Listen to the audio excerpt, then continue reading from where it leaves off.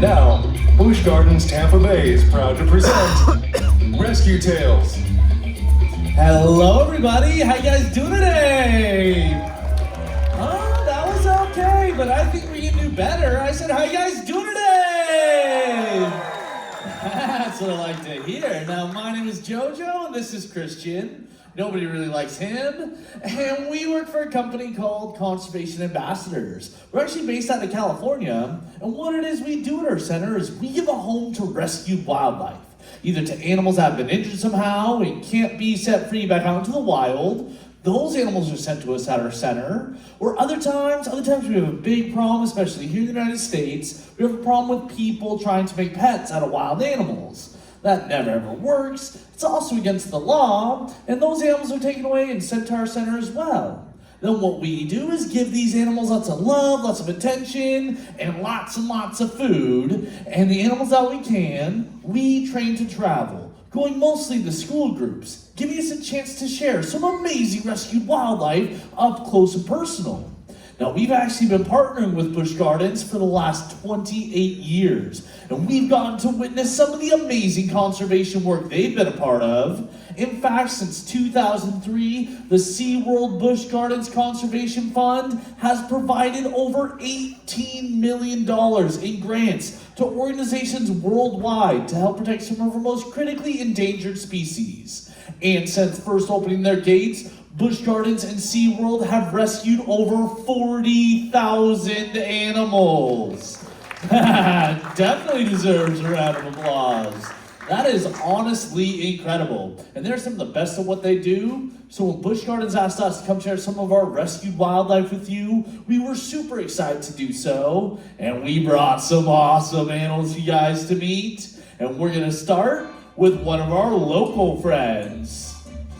Hello everybody, this is Pocket, our Virginia opossum. And this is originally an East Coast animal, but they spread all across the United States while the railroad tracks we built. In fact, they're brought state to state as a food source. But we came across Pocket here because one night a lady was driving home and she saw a cute little fur ball run across the road. And she had tried her best to stop, but she had accidentally hit that fur ball. So she got out of her car and saw that she had hit an opossum. However, though, this lady was really smart. She had done her research and she remembered reading somewhere that opossums are marsupial. And we know marsupials hang out the pouch, but what do they keep in that pouch? What do they keep in that pouch? There we go. So she got down real low. She bravely opened up that pouch, and what she found was 5 beautiful opossums. So she swooped them on up, took them to the nearest rehab center, where they had the best chance of getting back out in the wild, and they were doing great. They were eating, they're foraging for their own food, they're getting bigger and stronger, they start climbing, they're even saving people, except for Pocket here, who they had found out was almost completely blind. And because of that, he was unable to be released back out in the wild with his siblings. However, though, he found a home with us about 2 years ago. And I know 2 years, it might sound young, but these guys, they only live 3 to 4 years. But check this out. In those 3 to 4 years, a mama opossum, she'll have up to 50 babies. Yeah, if I had 50 kids, I'd probably call up to 3 years too. Now, Pocket here, he is an amazing animal. He's North America's only marsupial. And speaking of marsupials, our next guest comes from the land of marsupials, Australia. Well, let's give a hand to Pocket, our Virginia opossum. Now this is Giggles, and he is the laughing kookaburra. Now this bird here is truly famous for his voice. See, they use the kookaburra's call in the background of every single movie that's ever had a jungle scene ever. It doesn't matter if they're showing an African, a South American, or an Asian jungle, they still use the kookaburra's call, even though he's from the exact opposite climate. He's from the grasslands of Australia, but they use that voice of his because it does sound like coming from the jungle. Do you guys want to hear it? Are you ready, buddy?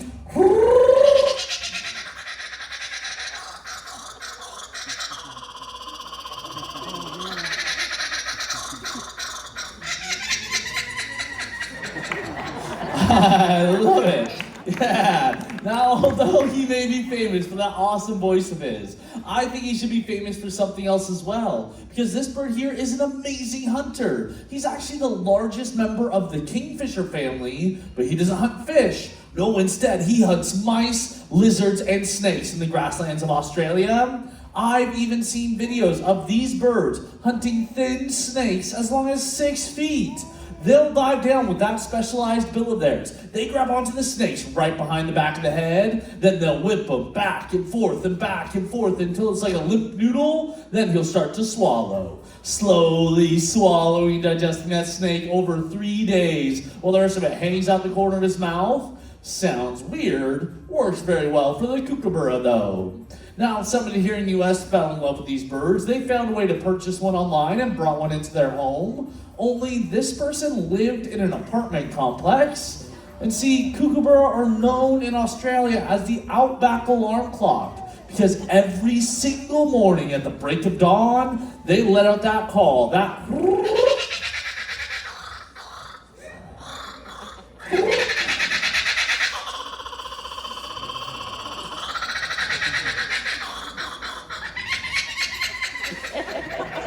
Let's just say the neighbors weren't such a big fan of Giggles here, which is why he was sent to us at our center. Now, I do love this bird a lot, but being woken up by that call every single morning would be enough to have me pull my hair out, kind of like our next guest, but that is Giggles, the laughing kookaburra.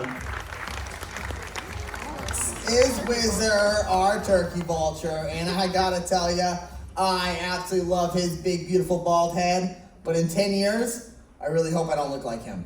Now, what this bird does is he wakes up every single morning and he spreads his wings out nice and wide. He starts to take up that sun, and once he gets nice and warm, he takes flight in the sky and he starts getting to work. He starts sniffing for the dirtiest, most rotten, disgusting thing he can find. And once he finds something so gross and rotten, he's gonna dive on down and he's gonna make a meal out of it. I know we're thinking, it's pretty gross, right? He eats dead things, but if we're being honest ourselves, we all eat dead things. Nobody finds a cow to chase it down the road and chew on its leg. Only difference with Whizzer here is he can eat stuff with so much germs and bacteria, it would make us sick to our stomach. He works perfect as nature's cleanup crew. And that bald head of his is absolutely perfect for that diet. He's diving on down to rotten meat. He wants to keep that head nice and clean. But he's got one really weird trick to rinse off these feet when they're nice and dirty. You guys want to hear it? Said you guys want to hear it? Yeah. All right, when those feet get really, really gross and nasty, to rinse them off, he pees on them. Yeah, that's why we named him Whizzer. And Whizzer has been with us for over 17 years. Because 17 years ago, someone had the bright idea to shoot this beautiful bird right in his left wing. And as we know, birds' bones are hollow. So when they break, they don't always heal back right. And that's what happened to Whizzer here. So we can fly a little bit, but unfortunately, not enough to survive in the wild, which is why he was sent on over to us. But brace yourselves, because our next guest comes off a little bit prickly. But let's say goodbye to Whizzer, our beautiful turkey vulture. Now this is Boris, and he is the South American porcupine, otherwise known as the quindu. Now, you guys have all heard about how porcupines shoot their quills, right? So what we're gonna do is on the count of 3, we're gonna clap one time really loudly. When we clap, he's gonna shoot 10 to 20 quills towards the audience. So you guys in the first 3 rows, cover your eyes. Ready? 1, 2, 3. It didn't work. Let's try one more time. Ready? 1, 2, 3.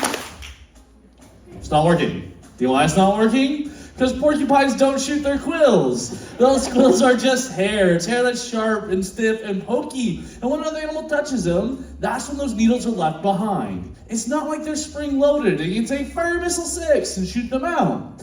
But even though porcupines can't shoot their quills, they are amazing creatures. In fact, porcupines make up a lot of the world's largest rodents, from the Indian and African crested porcupines that can weigh upwards of 50 pounds and have quills that are over 2 feet in length. Or the North American porcupine, the fuzzy tree climber with barbed quills we have right here in the United States. But my favorite to talk about is definitely the South American porcupine. These quindu have over 30,000 quills covering every inch of their body. Everything except for their feet, that big button nose of theirs, and the very tip of their prehensile or grasping tail. Now what the quindu will do is he'll sit in a hollowed out area of a tree waiting for nightfall. Then he goes on his nightly excursion, traveling through the canopies of the South American rainforest with confidence because of that awesome hairdo of his. But let's say a predator does come near him. What he'll do is he'll shake his entire body like a big spiky maraca, banging those quills together to alert that predator that he would make an extremely prickly meal. And he uses this prehensile tail of his to keep his balance as he's traveling through the canopies of the rainforest, reaching out for fruits, flowers, leaves, or the branches. That tail of his keeps him nice and secure up there in those trees. Now, we got Boris here from an animal production company that was shut down due to a lack of business. So Boris has retired from a life on the big screens to now doing programs with us. I think he's absolutely amazing though. Now, we do have one rule for our next guest, and that is you guys aren't allowed to say, "Aw," when you see him. Do you know why? Because I'm sick of it. But let's give a hand to Boris, the South American porcupine.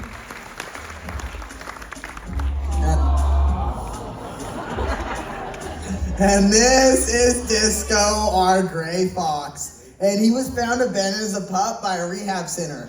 And they took him in with every intention on re-releasing him back out in the wild. But unfortunately, they chose the wrong rehab to do the job. And she took him home and did everything wrong. You see, she loved on him, she cuddled on him, she let him play with the dogs, watched him eat the kids. So by the time she brought him back, they had seen, she completely ruined him. He totally lost his healthy fear and respect of people. So they sent him on over to us about 15 years ago. Now, gray foxes in the wild, they only live 8 to 9 years. Disco here is 16 years old. Yeah, that makes him a bit of a senior citizen, which is why we had to bring him to Florida. Now, gray foxes here, they are excellent nighttime hunters. In fact, he's got some cat-like movements that he'll use to scalp the trees at night to get to his diet. And he'll eat things like birds, mice, berries, grasses, carrion, just about anything you can think of, he takes care of it. He works perfect as nature's pest control. But you see, we were noticing a problem. For a long time, their populations were diminishing because they were being overhunted for that beautiful coat of theirs. And then if that wasn't enough, we also introduced an invasive species called the European red fox. It started taking over their habitats and their food sources. However, though, in recent years, the gray fox populations have been making a comeback, which I think is pretty cool. Now, Disco here, he is cute, but boy, does he pack a punch. And what I mean by that is he is one stinky little man. He's got a very strong odor, one that he'll use out in the wild to detour other males away, to let them know this is my space, stay away. But the thing I love about it, he also uses it as his own personal cologne to help him get the lady foxes. Yeah, even though he's stinky, we still love him. Let's give a hand to old man Disco, our gray fox. Now this is Ebu, and what is he? Who?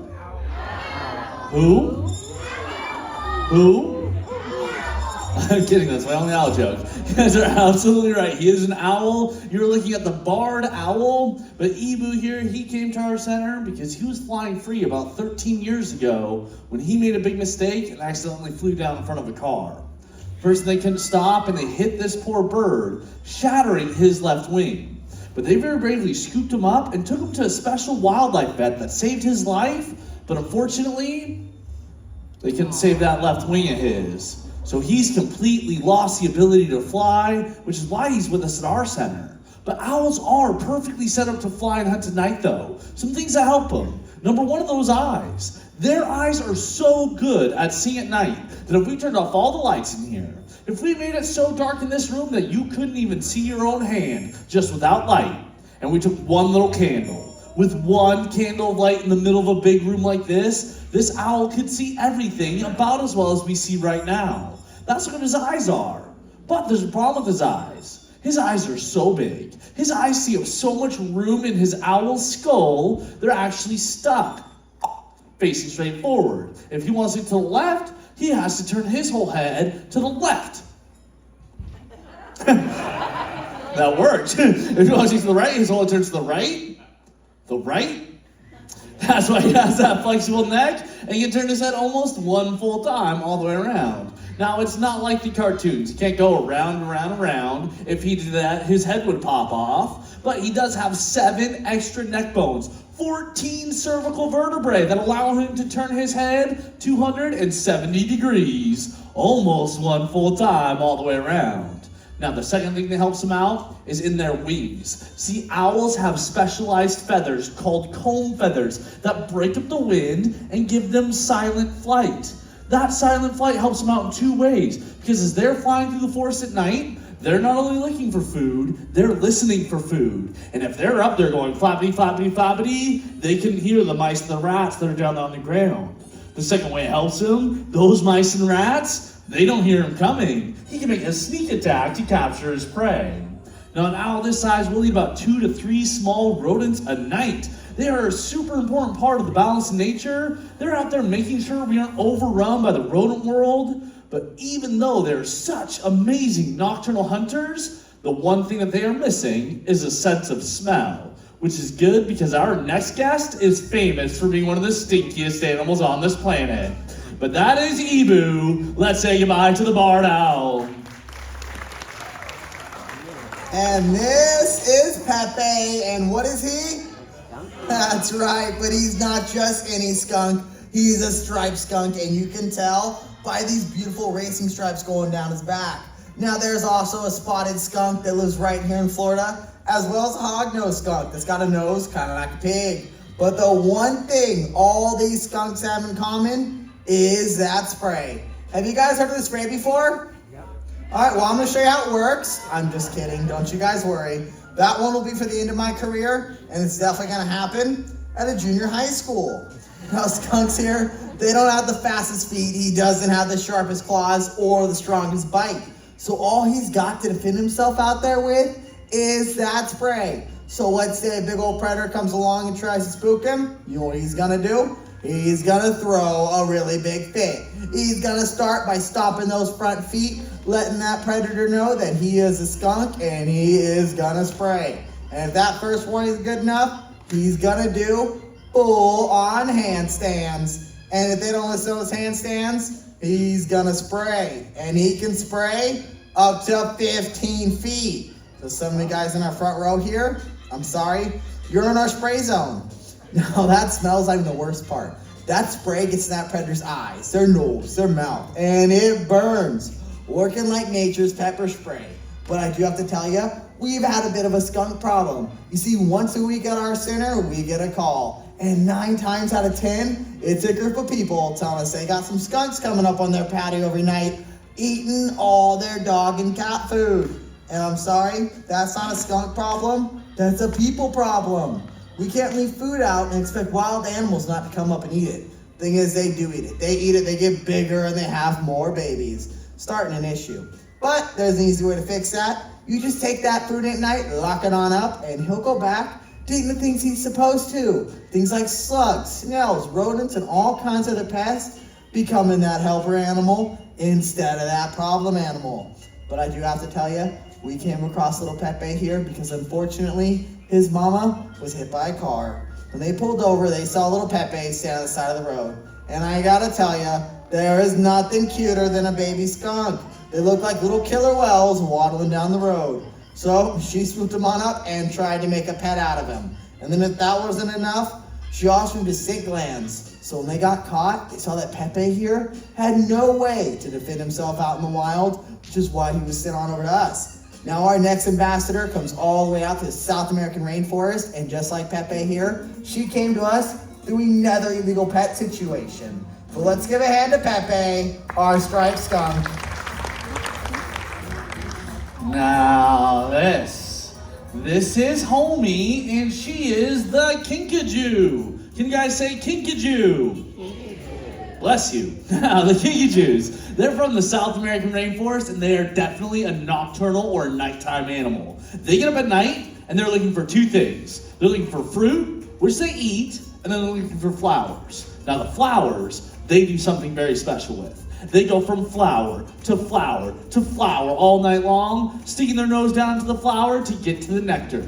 See, inside of their mouth, they have a 4-inch long tongue. And they'll use that 4-inch long tongue of theirs to slurp up that nectar. And as they're going from flower to flower all night long, they're doing a super important job. They're cross-pollinating. They get that pollen powder stuck to their face, and they cross-pollinate those rainforest flowers. There's even certain flowers that only bloom at night. And without a kinkajou or fruit bats living in the area, they would not be healthy or be able to survive. Now, Homie, though, she came to our center because somebody tried to keep her in a tiny little parrot cage in their kitchen. Now, does that sound fair to her?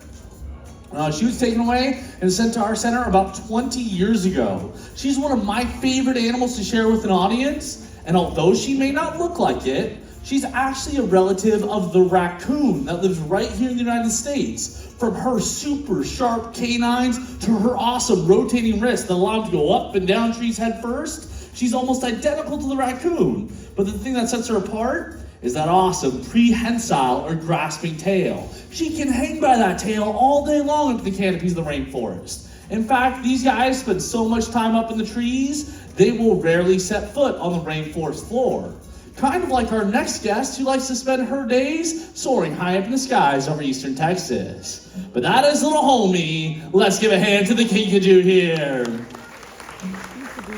All right, and this gorgeous gal is Tico, our Harris hawk.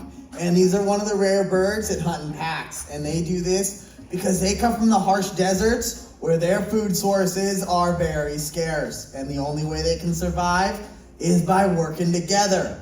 Now, we got Tico here from the Colson program, which is a program designed to take Harris hawks like herself, breed them, pair them together, then re-release them back out in the eastern deserts of Texas, where their populations have been almost completely devastated by hurricanes. However, though, there was only one big problem. Tico here does not work so well with others, and she refused to pair up. See, she's a bit of a diva, so they sent her on over to us. But what this bird does have is she's got excellent eyesight.